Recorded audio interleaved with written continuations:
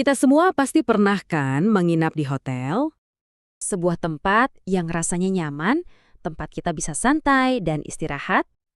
Pokoknya, kita percaya kalau di dalam hotel itu kita aman dan terlindungi. Sampai dalam sekejap, semua rasa aman itu hilang. Nah, waktu kekacauan terjadi, apa sih langkah berikutnya?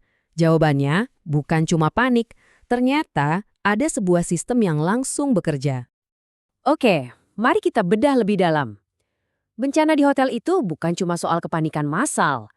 Di baliknya, ada sebuah rencana yang sangat terstruktur.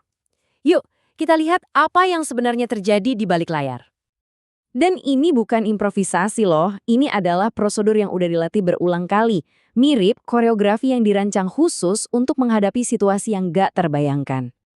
Oke, kalau ada rencana, terus siapa yang menjalankannya? Siapa yang pertama kali terjun ke lokasi?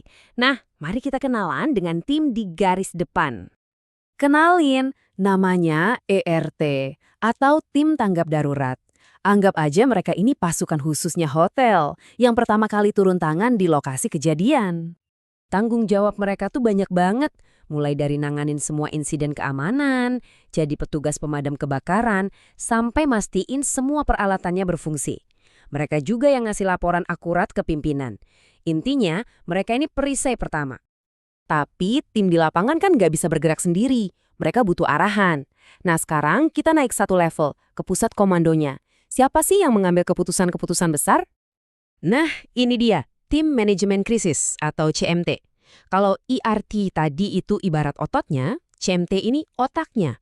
Isinya adalah para kepala departemen, para ahli strategis di balik layar. Jelas banget kan pembagian tugasnya di sini? ERT itu tuh tim taktis yang ada di lokasi, yang langsung eksekusi. Sementara CMT adalah tim strategis di ruang komando yang mikirin gambaran besarnya. Yang satu eksekutor, yang satu pemikir. Keduanya sama-sama vital. Terus gimana caranya kedua tim ini tahu harus berbuat apa? Ya mereka nggak mengarang bebas dong. Mereka punya ya, misal api terdeteksi. Laporan langsung disebar ke operator, keamanan, dan teknik.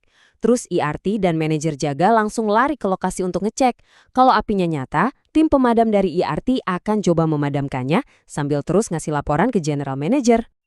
Nah, ini dia momen kritisnya.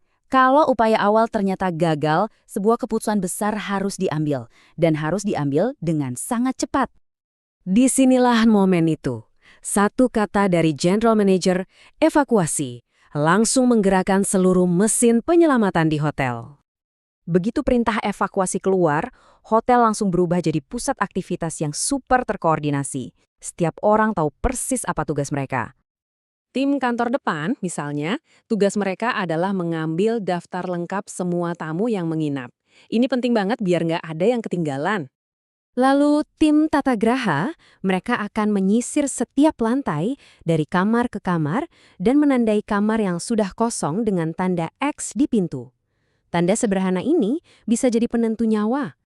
Sementara itu, tim dapur punya tugas yang nggak kalah penting, mematikan katup gas utama. Ini untuk mencegah bencana kebakaran meluas jadi ledakan. Bahkan tim keuangan pun punya peran.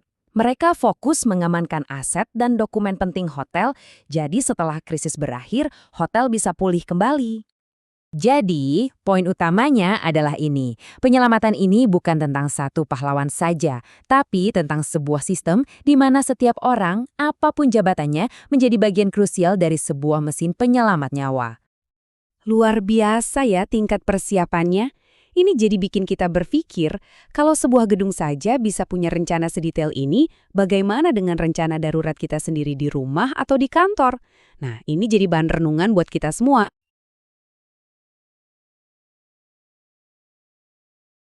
Rencananya itu berbentuk diagram alir yang detail